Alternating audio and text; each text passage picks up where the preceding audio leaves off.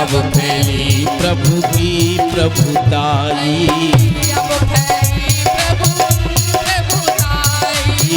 अब फैली प्रभु की प्रभुताई।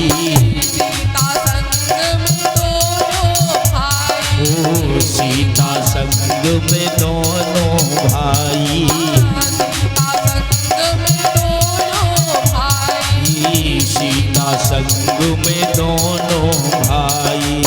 ओ सती जानी जय हो, जय हो। जान गई रघुराई, ओ जो पति बात न माने, कल्याण न हो उस नारी का जो पति की बात न माने।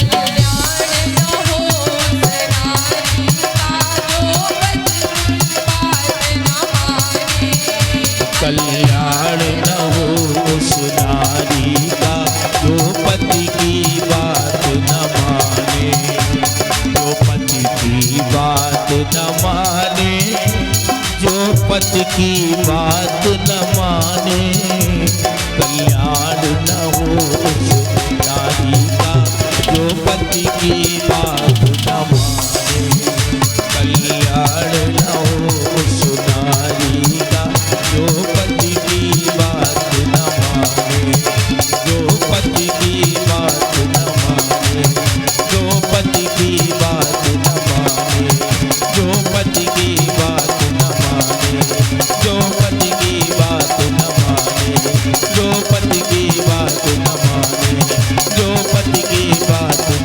माने। बोल दे श्री आनंद कंद भगवान की जय हो। पता है तुम्हारी पत्नी नहीं बात मानती, पता है सारा जितना भी संदेश है इसी भजन के माध्यम से बार बार ये कौन सी लाइन बोल रहा है सुनाने के लिए कि हमारी पत्नी भी जब देखेंगी ना ये वीडियो, इसीलिए बार बार कह रहा है पति की बात न माने, पति की बात न माने। और पूरे भजन में इतना रिपीट नहीं हुआ है? उसकी तो अभी बेचारे की हुई ही नहीं, लेकिन पति भी भोले बाबा जैसे होने चाहिए। पता चले कि कहे कि देवी जी ने तो कहा था कि उसका कल्याण नहीं होगा जो पति की बात नहीं मानेगा, है ना। लेकिन पति भी भोले बाबा जैसे होने चाहिए, तब उनकी बात ना मानो तब कल्याण नहीं होगा, है ना। तो यहाँ पर माता सती अब समझ गई कि यही ब्रह्म है और उनको प्रणाम किया और पुनः भोले बाबा के पास आई। भोले बाबा ने माता सती को देखा तो माता सती से पूछा कि देवी परीक्षा ले आई। माता सती ने कहा, मन ही मन में सोचा कि अगर मैंने बता दिया कि मैं परीक्षा लेके आई और मैं परीक्षा में फेल हो गई, आप ही की बात सत्य थी, तो मुझको जीवन भर भोले बाबा सुनाएंगे कि मैंने तो कहा था, तुम्ही ने बात नहीं मानी। तो माता सती ने कहा कि नाथ, मैं यहाँ से गई तो थी परीक्षा लेने के विचार से, लेकिन मैंने रास्ते में विचार किया कि जब स्वयं मेरे प्रभु मेरे भोलेनाथ उनको परम ब्रह्म मान रहे हैं, तो मैं भला कौन होती हूँ उनको न मानने वाली। जब मेरे पति ही उनको ब्रह्म मान रहे हैं, तो नियम तो ये कहता है कि मैं भी उनको ब्रह्म मानूं। मैंने रास्ते में बड़ा विचार किया और फिर मैंने कहा कि नहीं, परीक्षा लेना सही नहीं है, मैं अपने पति की ही बात मानूंगी। तो इसीलिए नाथ मैं गई थी और जैसे ही मैं पहुंची तो जिस प्रकार आपने उनको प्रणाम किया उसी प्रकार से मैं भी उनको प्रणाम करके चली आई। भोले बाबा ने जब माता सती की ये बात सुनी तो भोले बाबा ने कहा कि जो देवी इतने अधीरता से गई थी परीक्षा लेने के लिए, मैंने लाखों बार समझाया नहीं मानी, और रास्ते में ऐसे ही क्या बात आ गई कि बिना परीक्षा लिए चली आई, मुझको ये बात समझ में नहीं आ रही है। तब भोले बाबा ने ध्यान से समाधि से देखा कि माता देवी सती ने उनकी माता सीता का वेश धारण किया, उनकी माता का रूप धारण किया, क्योंकि भोले बाबा माता सीता को अपनी माँ स्वरूप ही स्नेह करते हैं, अपनी माता ही मानते हैं। तो भोले बाबा ने सोचा कि मेरी भार्या ने मेरी माता का स्वरूप धारण कर लिया, इसलिए अब इस शरीर से पातिव्रत धर्म संभव नहीं है, अब गृहस्थ जीवन अब निर्वाह नहीं हो सकता इस शरीर से, इसलिए आज से और अभी से मैं इस शरीर का परित्याग करता हूँ सती की। और भोले बाबा ने ये संकल्प लिया और जैसे ही संकल्प लिया आकाशवाणी हुई और आकाशवाणी ने कहा, धन्य है भोलेनाथ, आपके जैसा इस संसार में कोई नहीं।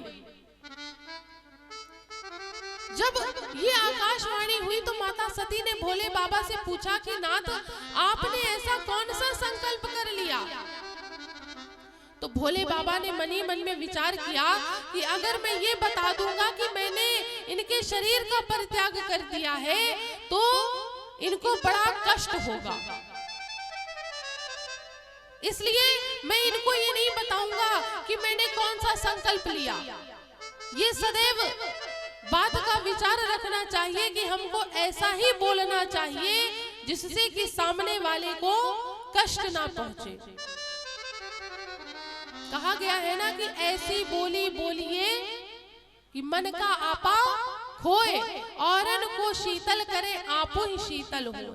हमको ऐसी बोली बोलना चाहिए कि हमको सामने वाले के साथ साथ अपने मन को भी शीतलता मिलनी चाहिए कि हाँ, जो हमने सामने वाले से कहा तो अच्छा ही कहा, बुरा नहीं कहा। लेकिन ये कलिकाल है, कलयुग है, आज का समय इससे विपरीत है।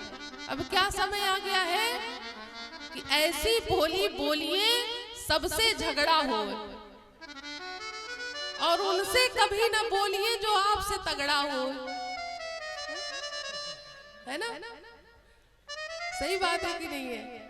ऐसी बोली हमें आजकल सब बोलते हैं कि बस लड़ाई हो ही जाए, बिल्कुल बचे ना लड़ाई होने से, और उससे कभी नहीं उलझेंगे जो आपसे डबल ट्रिपल होगा, डबल एक्सल ट्रिपल एक्सल, कि भैया एक घूसा दे दिया तो हम तो जमीन में दिखाई देंगे। तो ऐसा व्यवहार नहीं करना चाहिए, हमको सदैव ऐसा बोलना चाहिए, या तो आप नहीं बोल सकते तो उस जगह पर मौन हो जाना चाहिए। जब आप ये जान लीजिए कि हमारे बोलने से अब लड़ाई ही होगी तो वहां पर मौन हो जाना चाहिए। और भोले बाबा ने भी वही व्यवहार किया। और भोले बाबा समाधि में चले गए कि अगर मैं जागता रहूंगा तो देवी बार बार मुझसे पूछेंगी और किसी ना किसी बात पर मुझे उनको बताना ही पड़ जाएगा। इसलिए भोले बाबा 87,000 वर्ष की समाधि में चले गए। अब उस समाधि के बाद जब जागे तो माता सती ने जैसे ही जाना कि भोले बाबा जाग गए, तुरंत माता सती आई। भोले बाबा ने उनको सामने आसन प्रदान किया।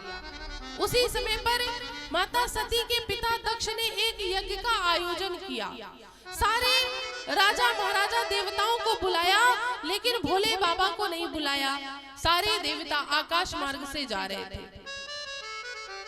जब माता सती ने आकाश मार्ग से इतने देवताओं को जाते हुए देखा तो माता सती ने भोले बाबा से पूछा कि नाथ, ये सब कहाँ जा रहे हैं? भोले बाबा ने कहा कि आपके पिता ने एक यज्ञ का आयोजन किया है, उसी में ये जा रहे हैं। माता सती ने कहा कि नाथ, हमको तो निमंत्रण नहीं आया, आप तो समाधि में थे, लेकिन मुझे भी निमंत्रण नहीं आया। भोले बाबा ने कहा कि देवी, आपके पिता ने मेरा यज्ञ से बहिष्कार किया है, यज्ञ में मेरा भाग ना देने का निर्णय किया है, मुझे किसी भी यज्ञ में ना बुलाने का निर्णय लिया है। माता सती ने कहा कि नाथ, लेकिन मैं तो पुत्री हूँ, मैं तो जा ही सकती हूँ। भोले बाबा ने यहाँ पर भी माता सती को बहुत समझाया, लेकिन माता सती नहीं मानी। परिणाम स्वरूप नंदी आदि के साथ भोले बाबा ने माता सती को भेजा। यज्ञ में भोले बाबा का भाग ना देखकर माता सती को बड़ा क्रोध आया और उसी क्रोध में राजा दक्ष को नाना प्रकार की बातें बोल करके उसी क्रोध की योगाग्नि में माता सती ने स्वयं को भस्म कर लिया।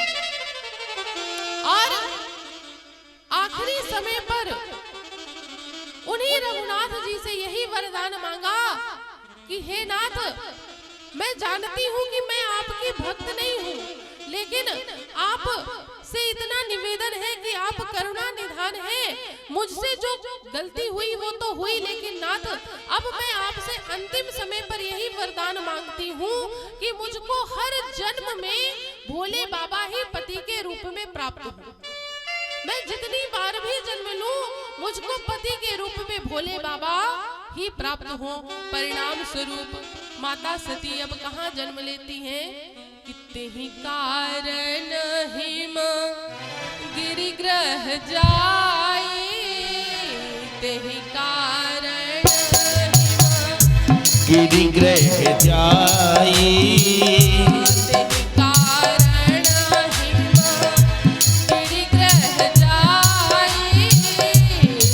कारण में गिरिग्रह जाए, जनमी पार्वती तनु पाई। ओ जनमी पार्वती तन पाई, जनमी पार्वती तनु पाई।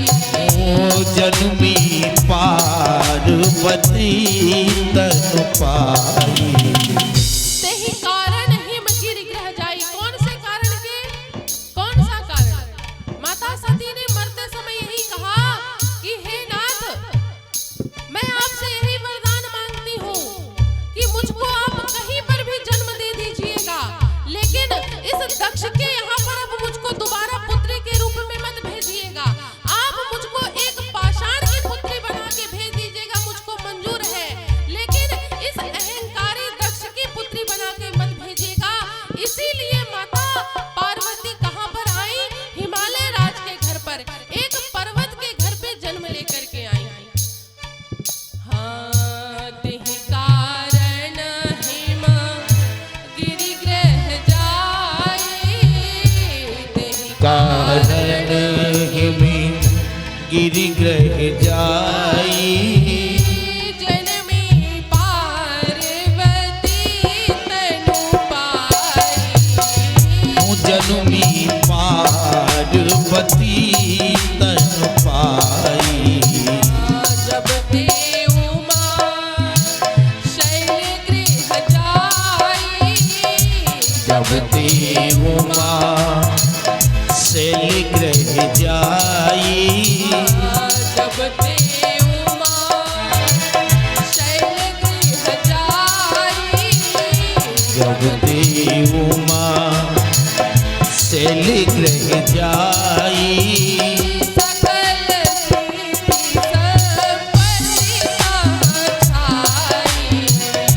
सकल सिद्धि संपत्ति तह छाई। सकल सिद्धि संपत्ति तह छाई। ओ सकल सिद्धि संपत्ति तह छाई।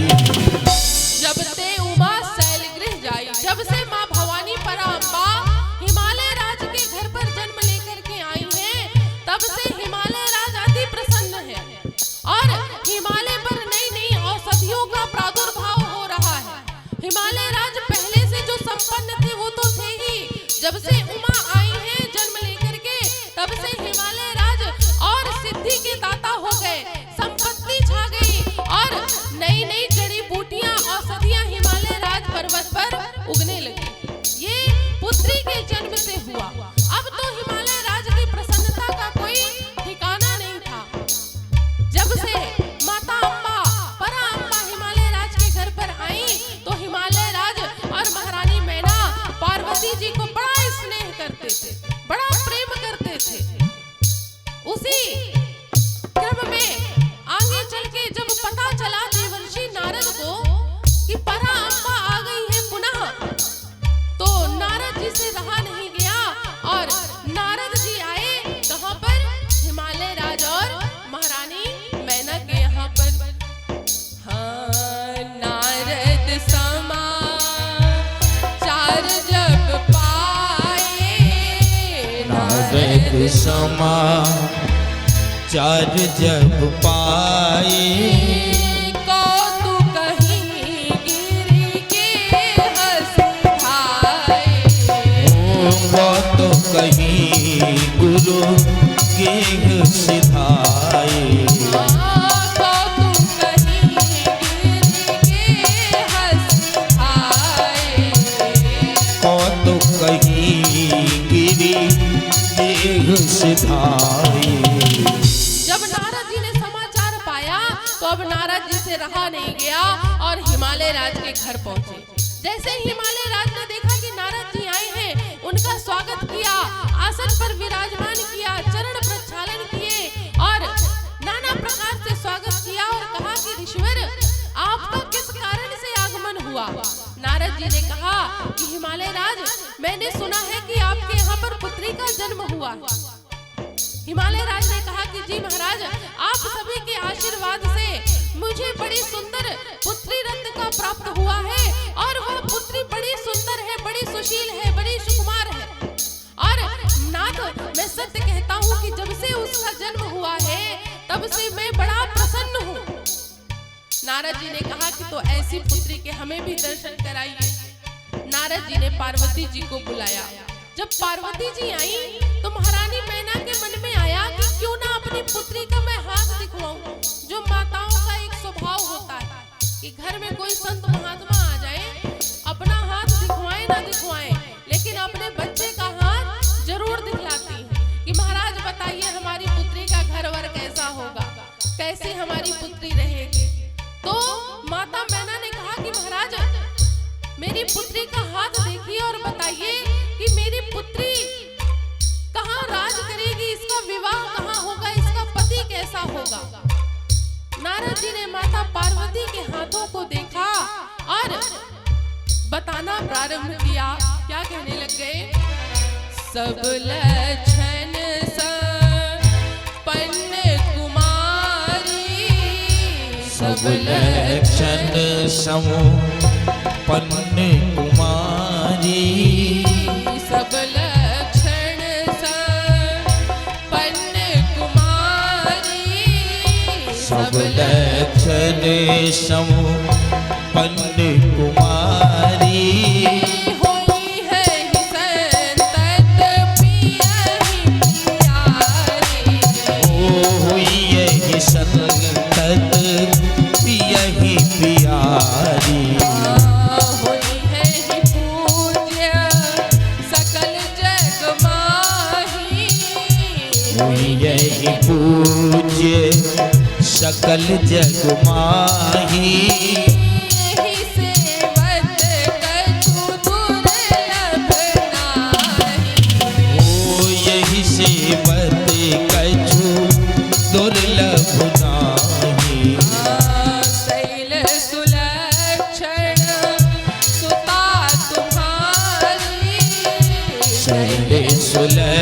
लक्षण सुता तुम्हारी। सुनहु जे अब अवगुण तुम चारि। सुनहु जे अब गुण दुई चारी। सुनहु जे अब अवगुण तुम चारि। सुनहु जे अब गुण दुई चारी। नारद जी ने माता पार्वती का हाथ देखा और कहा, हिमालय राज, आपकी ये जो पुत्री है ना, सभी लक्षणों से संपन्न है और ये अपने पति की प्यारी होगी और इसका जो भी भजन करेगा, इसको जो भी पूजेगा, वो सदा सौभाग्यवती स्त्री रहेगी। जो भी इसकी पूजा करेगा, आपकी ये पुत्री बड़ी लक्षणों की धनी है महाराज। हिमालय राज ने कहा, नाथ, मैंने तो आपसे दोष और गुण पूछे थे, आपने तो गुण ही गुण बता दिए। नारद जी ने कहा कि जब कोई अवगुण होगा तब तो बताऊंगा, लेकिन आपकी इस पुत्री के अंदर कोई भी दोष नहीं है, कोई भी अवगुण नहीं है। हिमालय राज ने कहा, देखिए देखिए नाथ, कुछ तो होगा, ऐसा तो हो ही नहीं सकता। तो नारद जी ने कहा कि अच्छा, आप कहते हैं तो एक बार फिर देख लेता हूं। नारद जी ने दोबारा देखा और कहा कि हिमालय राज, आपकी पुत्री के अंदर तो कोई दोष नहीं है, लेकिन जो आपका होने वाला जमाता है ना महाराज, उसमें थोड़ी सी गड़बड़ी लग रही है। अब अच्छा हिमालय राज ने जब सुना और जब नारद जी ने कह दिया कि जमाता ही कुछ अवगुण वाला होगा, अब तो हिमालय राज और महारानी मैना जितने प्रसन्न थे उतने ही दुखी होके बैठ गए। कहे, अच्छा महाराज, अब बताइए जमाता कैसा होगा। नारद जी ने बताना शुरू किया, अगुण अमान मातु पितु हीना। अगुने अमान मातु पितु हीना। अगुण अमान मातु पितु हीना। अगुने अमान मातु पितु हीना। उदासीन सब संशय छीना। उदासीन सब संशय छीना। उदासीन सब संशय छीना। उदासीन सब संशय छीना। नारद जी ने कहा कि आपकी जमाता के अंदर दो चार अवगुण है। क्या अवगुण है? अगुण, अमान, मातु पितु हीना। जो आपका दामाद होगा, जमाता होगा, उसके अंदर कोई गुण नहीं होगा, कोई भी गुण नहीं होगा, अमान होगा, उसके माता पिता नहीं होंगे, और तो और महाराज वो तो जोगी होगा, अमंगल वेशधारी होगा, उसका कोई घर द्वार नहीं होगा, जंगल में निवास करने वाला होगा, और तो और वो तो वस्त्र भी धारण करने वाला नहीं होगा। अब जैसे ही ये हिमालय राज ने और महारानी मैना ने सुना, अब इतने दुखी हुए, कहे महाराज, मैंने आपसे पूछा था कि जमाता कैसा होगा, लेकिन आपने जो बताया है, इसके बाद तो अब मेरा मन कर रहा है कि मैं अपनी पुत्री का विवाह ही ना करूं, आजीवन उसको घर में ही बिठा करके रखूं। लेकिन एक बात बताइए, आप तो देवर्षि नारद हैं, आप सब कुछ कर सकते हैं, तो क्या दूल्हा एक्सचेंज नहीं हो सकता है ना? एक्सचेंज ऑफर तो बहुत चलते हैं, शायद दूल्हा एक्सचेंज हो जाए। नारद जी ने कहा कि हिमालय राज, जो एक बार ब्रह्मा जी किसी के भाग्य में लिख देते हैं ना, वो कोई भी टाल नहीं सकता है, उसको कोई भी मिटा नहीं सकता है। लेकिन एक चीज, इसका एक निवारण जरूर मैं बता सकता हूँ। हिमालय राज ने कहा कि वह क्या निवारण है महाराज? तब नारद जी ने कहा कि ये जितने भी दोष हैं, ये गुण में परिवर्तित हो सकते हैं। अगर आप एक काम कर लीजिए तो हिमालय राज ने कहा बताइए महाराज। तो नारद जी ने कहा कि जितने भी मैंने आपको गुण बताए हैं ना जमाता के, ये सारे भोले बाबा से मिलते हैं। अगर इनका विवाह भोले बाबा से हो जाए तो ये सारे दोष गुण में परिवर्तित हो जाएंगे। लेकिन भोले बाबा ऐसे विवाह नहीं करेंगे। उसके लिए आपकी पुत्री को तपस्या करनी पड़ेगी। तपस्या करके भोले बाबा को प्रसन्न करना पड़ेगा, तब जाकर के इनको वह पति के रूप में प्राप्त होंगे। अब जब नारद जी ये बता के चले गए, अब हिमालय राज सोचते हैं कि अब हम अपनी पुत्री से कैसे कहें कि तुम जाकर के जंगल में तपस्या करो। तब माता पार्वती स्वयं आई और कहा कि मुझको स्वप्न में एक ब्राह्मण देवता ने दर्शन दिए हैं और कहा है कि आप जाकर के जंगल में तपस्या करो। और माता पिता का आदेश लेकर के पार्वती जी जंगल में तपस्या करने के लिए गई। माता पार्वती जंगल में नाना प्रकार से तपस्या कर रही थी। इधर भोले बाबा, जब से सती जी ने शरीर का त्याग किया तब से भोले बाबा जोगी हो गए। जहां पर भगवान का संकीर्तन चलता वहीं बैठ करके भजन करने लगते, समाधि में चले जाते, ध्यान में चले जाते।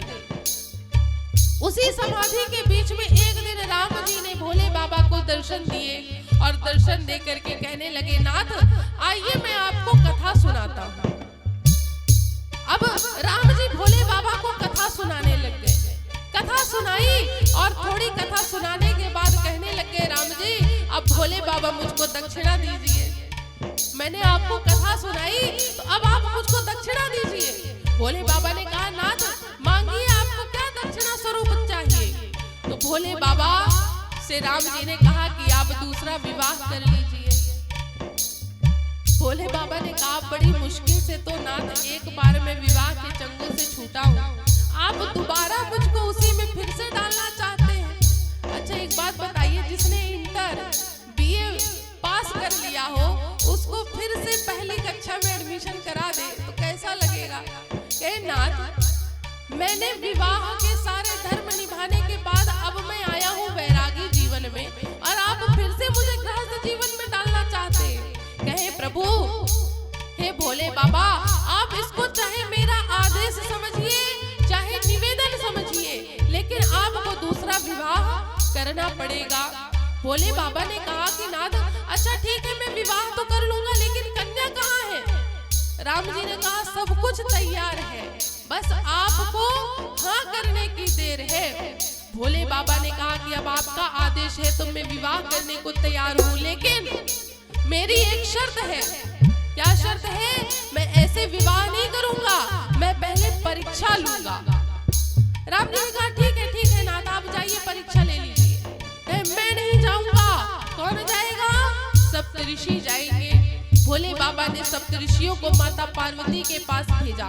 माता पार्वती के पास सप्तऋषि पहुंचे और उन्होंने माता पार्वती से पूछा कि देवी आप किस कारण से तपस्या कर रही हैं। पार्वती जी ने कहा कि नाथ मैं भोले बाबा को अपने पति के रूप में प्राप्त करने के लिए तपस्या कर रही हूँ। सप्तऋषि मुस्कुराए और कहने लगे, आपको पूरी सृष्टि में और कोई नहीं मिला, ऐसे ही पति आपको मिले चाह रही हैं आप, जो जिनका घर द्वार नहीं है, जो देखने में सुंदर नहीं है, आपको ऐसा पति चाहिए। आपको ये बताया किसने ऐसा वर? माता पार्वती ने कहा कि मुझको नारद जी ने बताया है। सप्तऋषि जी ने कहा कि जिनका खुद विवाह नहीं हुआ हो वो क्या बताएंगे अच्छा घर वर।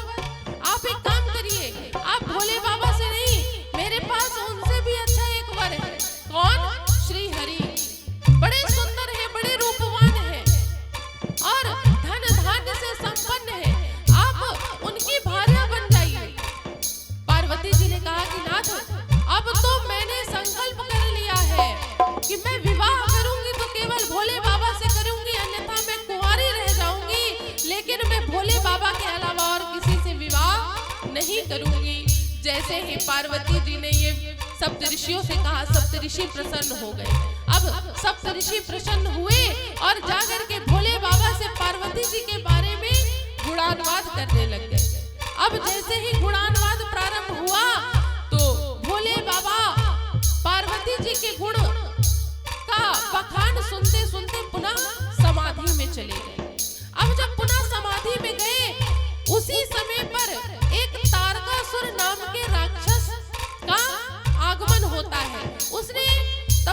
करके ब्रह्मा जी को प्रसन्न किया और प्रसन्न करके वरदान मांगा कि मेरा वध यदि कोई संसार में कर सकता है तो वह केवल शिव पुत्र के हाथों ही मेरी मृत्यु हो। ब्रह्मा जी ने वरदान दिया। अब जब ब्रह्मा जी ने वरदान दे दिया तो तारकासुर ने सुना कि अब भोले बाबा की कोई पत्नी तो है नहीं, कोई पुत्र नहीं है। अब एक काम करो, देवताओं को इतना यातना दो, इतना परेशान करो, क्योंकि अब मेरा वध करने वाला कोई नहीं है, अब मैं अमर हो गया हूँ। अब तारकासुर ने देवताओं को बड़ा त्रास दिया, बड़ा परेशान किया। सारे देवता ब्रह्मा जी के पास पहुंचे, ब्रह्मा जी से कहा कि आप कैसा वरदान दे करके चले आए, इसने तो हम सबका जीना दुश्वार कर दिया है। तब ब्रह्मा जी ने कहा कि इसका निवारण कोई कर सकता है तो वो स्वयं भोले बाबा ही कर सकते हैं और कोई निवारण करने वाला नहीं है।